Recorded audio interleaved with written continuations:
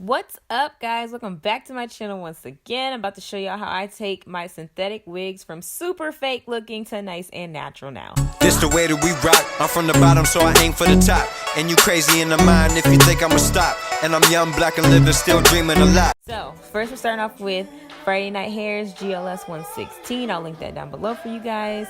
What am I doing now? Okay, I'm cutting off the lace. I'm just going across the top and I'm cutting it straight, but by the ears, as you can see here, I'm not cutting off the lace near the ears because I don't know how much lace I'll need to keep in order to have it lay near my ears. So now I'm going to go ahead and put it on, and then once I put it on, I'm going to size up how much lace I need near my ears and then cut off the excess and stuff. Alright, so now I'm going to go ahead and just tack it down on the sides. I'm not going to tack down the whole wig with got to be because it's not necessary. It's a snug wig for that purpose. But the flaps are loose, so I'm going to go ahead and tack down those sides. So now, as you can see, I finally got a rat tail comb again. No more struggle combs going on, pins, all that stuff, you name it. But yeah, so I'm just going to go ahead and part my hair where I want to part it. Doing a side part this time.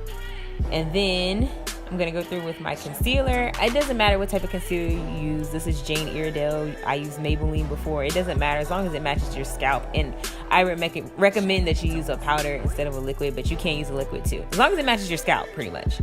So now that I've done that, I'm going to go ahead and make some thin hairs that I can turn into baby hair. If you're using scissors instead of a razor, just make sure that you cut jaggedly so it'll give you nice jagged, hairs instead of blunt hairs.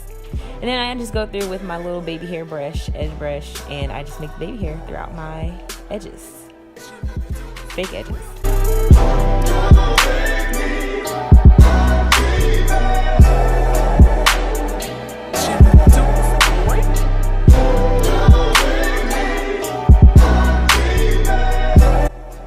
Even add a little piece on the side there, a little extra oomph.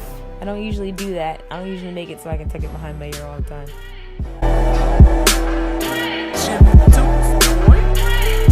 And then there you have it, a nice natural synthetic hairline. None of my hair is left out. Thank you guys for watching. Don't forget to like, comment, and subscribe. I'll see y'all in my next one. Bye-bye.